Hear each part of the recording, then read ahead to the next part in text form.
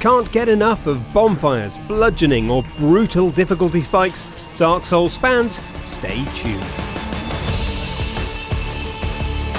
What do you do when you've completed all the Souls games and you still feel like you haven't suffered enough, when every day you go without a belligerent, crushing difficulty spike feels like a day wasted? Fret not, there are loads of games out there that loathe you just as much as Dark Souls. That explore, die, try again loop has been thoroughly pilfered by other titles, and even if few of them compare to the majesty of the original, they're still worth tentatively exploring, like you're creeping through Sen's Fortress for the first time. Prepared to pop a penny in the jar every time you see someone die. Here are the 10 best games to play if you love Dark Souls. Sometimes you think there's no way Dark Souls could be nastier, is there? All that slime and the sewers and the giant rotting rats, and then Blasphemous comes along with its colossal screaming babies and dripping Catholic guilt, and you almost crave the faded majesty of Lordran. But that's not a criticism. The highly stylized world of this 2D hack and slash adventure recalls the despair and confusion of your first run through a Miyazaki game. And the unusual platform mechanics make this feel like a very different experience, forcing you to think about threats above you rather than just around you. And then there's the way it looks. All the pixel art here is handcrafted, even the cutscenes making all of Blasphemous feel like there's a palpable layer of prestige under that shining pewter exterior. Think of it like the handmade artisan sourdough of Dark Souls influenced games. Penance never ends.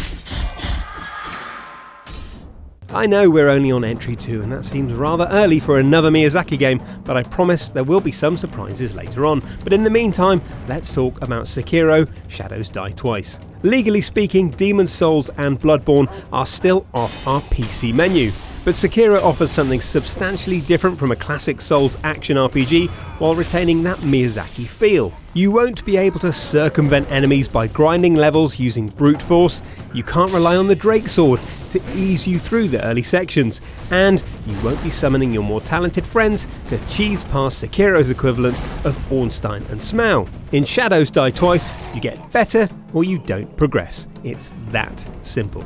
It's a refreshing challenge, especially for anyone who edged through Lordran hiding behind a tower shield. And with those RPG trappings stripped away, Sekiro feels like something fresh, almost like a brutal rhythm action game where every nailed combo ends with arterial spray.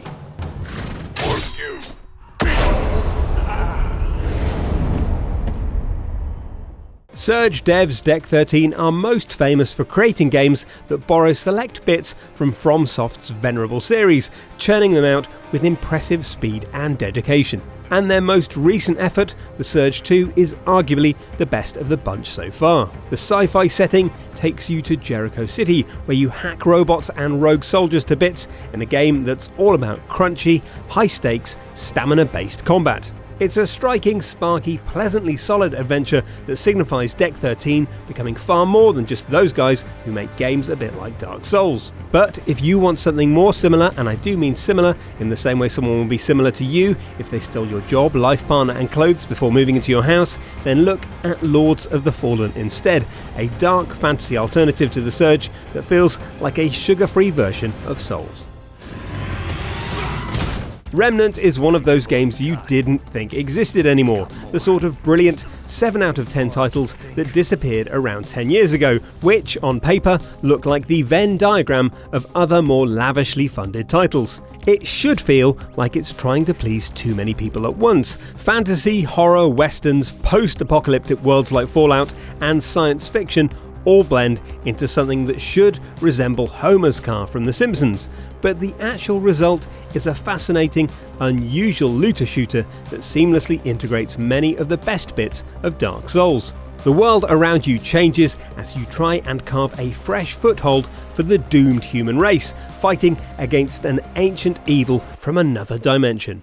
And like putting bacon inside a donut, Remnant is a combination of things that shouldn't work, but absolutely does, and that sets it apart from hundreds of drab, less ambitious third-person shooters. Get ready for Remnant to appear on every best forgotten games list for the next 10 years.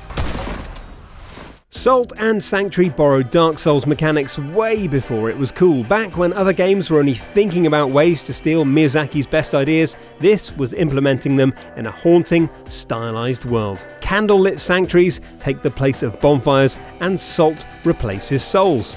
The world too feels similar with its cursed realms, forgotten cities and gore-flecked dungeons. But despite these similarities, Salt and Sanctuary does feel different. That scratchy art style resembles a metal enthusiast's school notebook, and the 2D layout requires a different set of skills.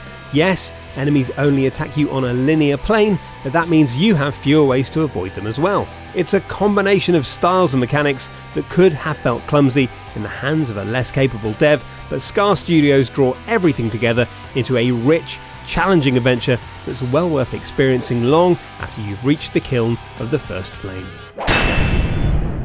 Alright then, here's the pitch. What if Dark Souls, yeah, but instead of playing as the chosen undead, you control a fictionalised version of William Adams, a 17th century navigator from the English town of Gillingham. It's better than it sounds. Truthfully, the historical comparisons are somewhat overstated, but Nioh's world of magic, yokai and ancient Japanese folklore makes for a fantastic, fanciful setting. And, like Dark Souls, the learning curve here is vicious. It takes a solid chunk of time just to fully understand the combat mechanics, but once you do, you'll find yourself in that weird, gratifying loop of fighting, failure and coming back for more. But this isn't just Lordrum with cherry blossoms and katanas. Some elements of combat recall the famously difficult Ninja Gaiden series, which is no surprise given the involvement of Team Ninja. So if you want a Souls-like with increased speed and intensity, Nioh is absolutely worth exploring.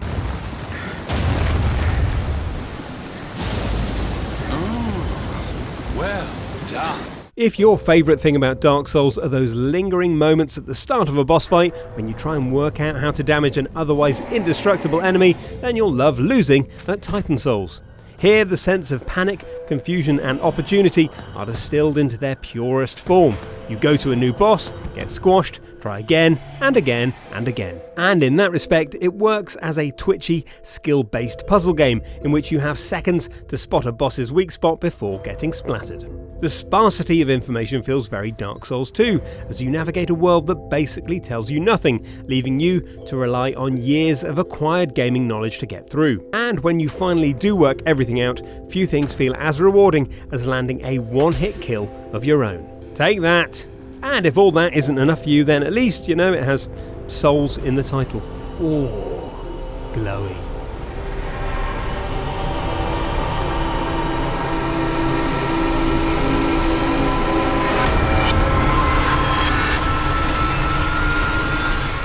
I've talked about dead cells on other lists. I've talked about dead cells to strangers at bus stops. I've talked about dead cells to supermarket checkout operators before the management asked me to leave. So the short version is that Dead Cells is very good. It's a mix of multiple revered genres, with 2D platforming, rewarding Metroidvania elements, and deliciously repeatable roguelike progression. And the combat too will be of particular interest to anyone who loves Dark Souls. Crisp, colour-coded parry and riposte collisions that will make you feel great every time it goes well.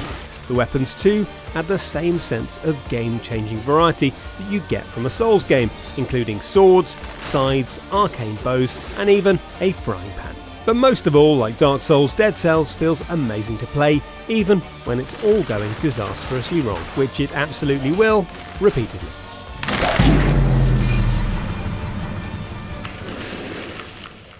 This is a slightly left field choice in that it's not nearly as savage as a classic Souls-like game. You rarely have much to lose, the timing on the combat is far more generous, and you never get the sense that you're almost alone in a world that wants to expunge you. And yet it's worth including here just because it shows how far Miyazaki's mechanics have seeped into wider gaming culture. Level structure is similar to Souls, complete with faux bonfires. And on standard settings, it's a bit like Baby Yoda's first Dark Souls. But bump up the difficulty level to Jedi Grandmaster and it starts to resemble a Sekiro-style challenge. Damage and aggression levels rocket and the timing for parries becomes mercilessly narrow. It's not quite Sekiro with a lightsaber, which now that I mention it, should absolutely exist, but as well as being a wonderful Star Wars game, it's a fine example of how AAA titles can implement challenging design choices without alienating their audience. I can't do that again. It might not look anything like Dark Souls, but Team Cherry's glorious Metroidvania Hollow Knight takes more than a leaf from Software's mighty tome. You can expect a tough but firm approach to death, a reliance on self-discovery and exploration, and a gothic world that has entirely no intention of rolling out the red carpet for you. Everything in Hollow Knight is truly earned, and while the combat bears little similarity to the Souls games, the atmosphere that infuses this side-scroller is pure Miyazaki. You might not want to bottle the scent and put it in a reed diffuser at home, but this beautifully realised world is grim and challenging, with a perfect blend of boss battles and exciting exploration. It's ideal for when you want a fresh shot of indie adrenaline with a slight Dark Souls flavour. And that's your lot. Is your death jar full of pennies now? Almost? Well, there you go. Let us know in the comments what your go-to games are where you want to die again, and hit that like button if you can't see writing on the floor without getting Dark Souls flashbacks. And as ever, hit that subscribe button and ring the bell of awakening, you know, like the bell from the game that we've been talking about, so you know when our next video arrives.